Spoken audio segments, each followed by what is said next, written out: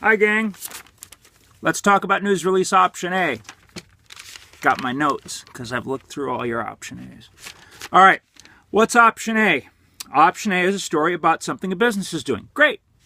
Okay, you want to make sure it's newsworthy, because if you put it out there in a way that it's not newsworthy, it's filled with hype, it sounds like an ad, and what do news editors go? Buy an ad if you want us to advertise your business. So you can't write a news release that says, we have new ships, they're exciting, we put on cruises, people have a great time, they eat caviar, woohoo! You can't do that, because that's not what gatekeepers are looking for. This is a business story. Business editors are very matter of fact. They want a short, concise story. Tell them why it's newsworthy. This is newsworthy. There's an interesting thing going on here, okay? These are ships being built in Scotland.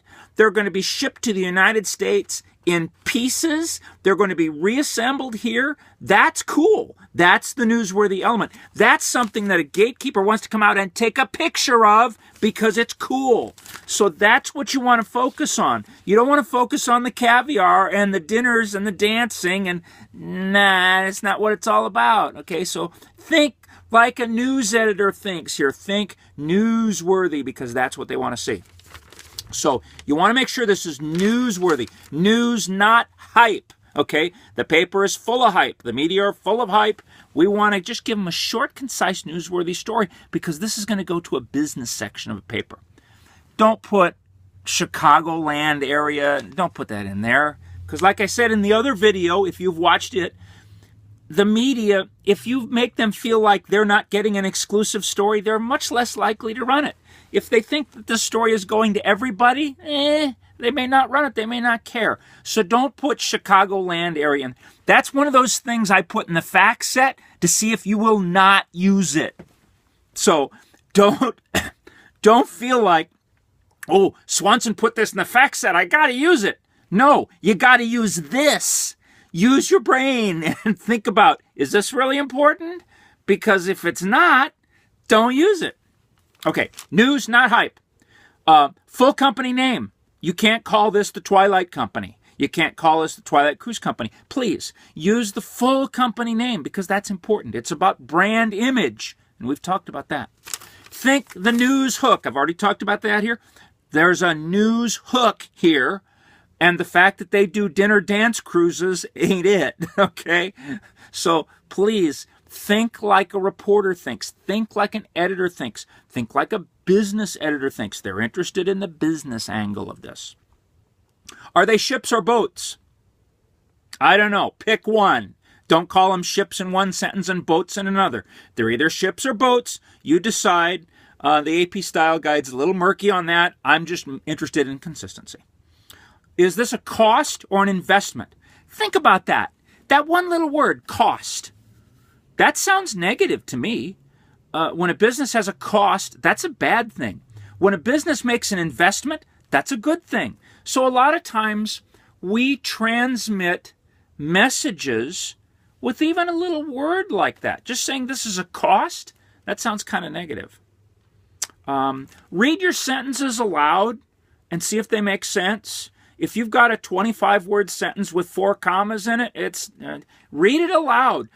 As I reviewed some of these, there were some sentences that if you read aloud, I swear to God, you would laugh. You would laugh out loud if you read some of the sentences aloud, because you're writing them, but you're not thinking what they're really saying. So as you proofread, and proofread is essential even in a draft, go back, and if you have a long sentence, read it out loud. I recommend you read the whole thing out loud, because your ear will pick up stuff that your eyes don't see. And a lot of times, hey, even in my own writing, I'll read a sentence out loud and I'll go,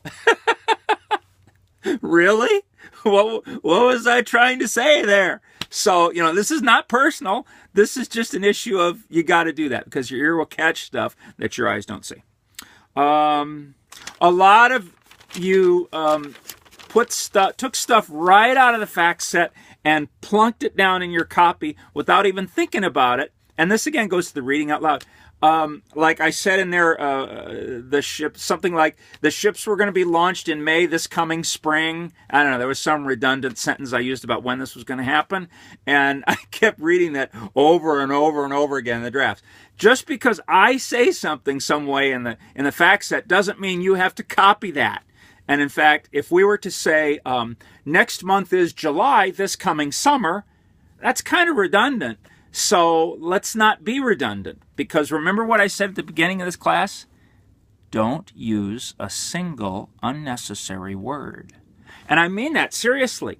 Don't use even one word that you don't have to use, because it takes up space on the page. It keeps you from saying other things. It will make the sentence longer. So, I mean, literally go through and do not use a single word that you don't need to use, because it just makes your writing better. Think about the margins and the orientation on the page. You know, if you're having problems fitting everything on the page you want to fit on the page, move the margins out. Move them out to 0.5 all the way around. Nothing against that.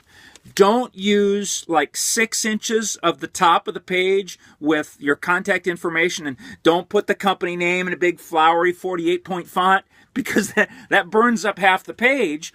And you're not thinking efficiently from a visual standpoint. So, you know, keep that stuff at the top condensed as much as you can so that you've got more room to tell the story. Boilerplate goes at the end. What is a boilerplate? You can do some searching on the internet and find that out. Boilerplate is one paragraph, like 2, 3, 4 sentences that describes the company. And it describes the company in a very clear, simple way. You can single space the boilerplate paragraph at the end, separate it with a line space from the narrative above. Just put it down there at the bottom. It's not a place for a quote. It's not a place for a hype. You know, we're the best boat company on the planet. Woohoo, that doesn't go there. Boilerplate is just a few sentences very simply that explains the company. It's important for business editors because if they don't know you, they need to look at that boilerplate to learn a little bit about you. And some of the facts that you would otherwise put up above can actually go down in the boilerplate. And if you put them in the boilerplate, then you save space up above for the real news story. So think about the boilerplate. As you refer to the organization, and this is true for any organization, it's not a them, a they, or a their.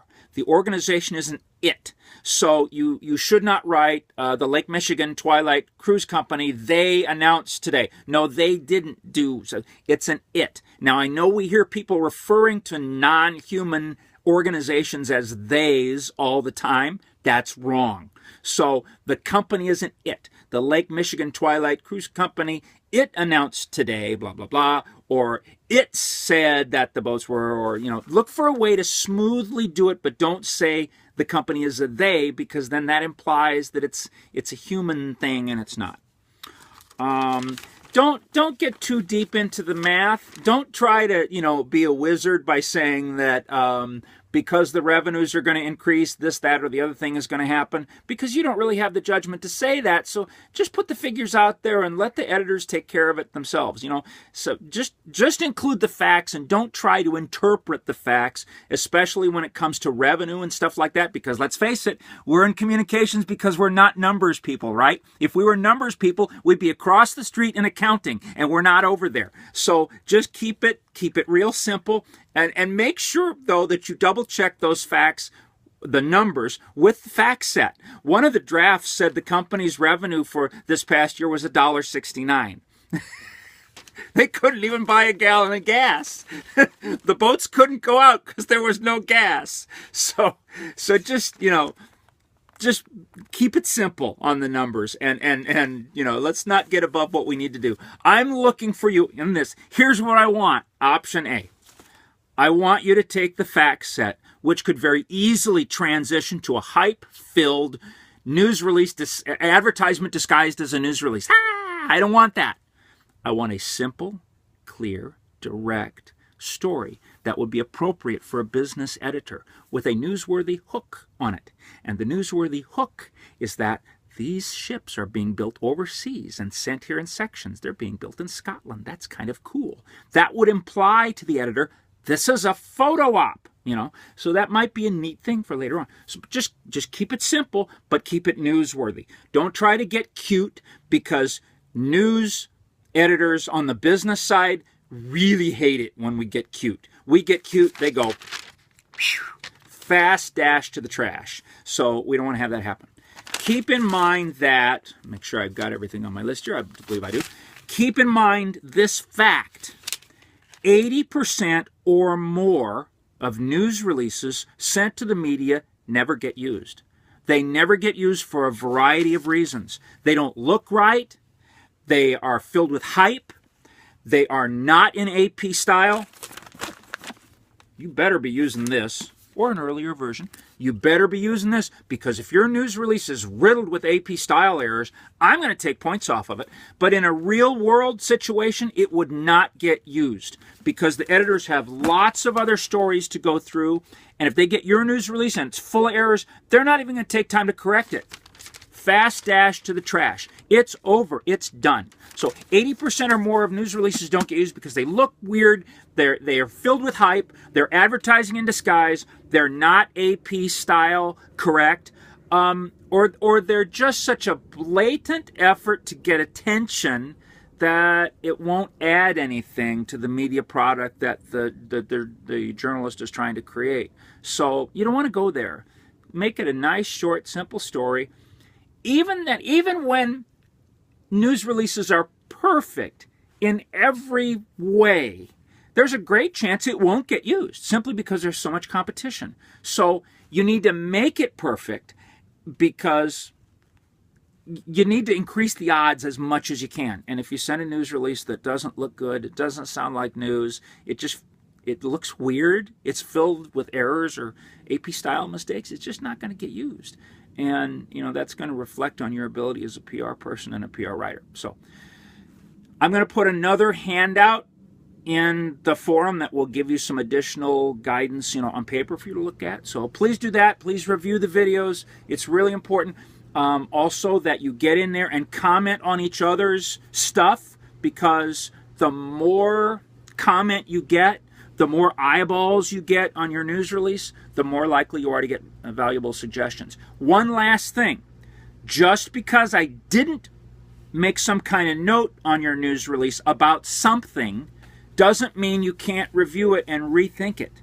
So, sometimes I may not catch everything, and sometimes there might be a better way to say something. I just didn't, circle it. So look through your news release draft, line by line. Reconsider every sentence and every word.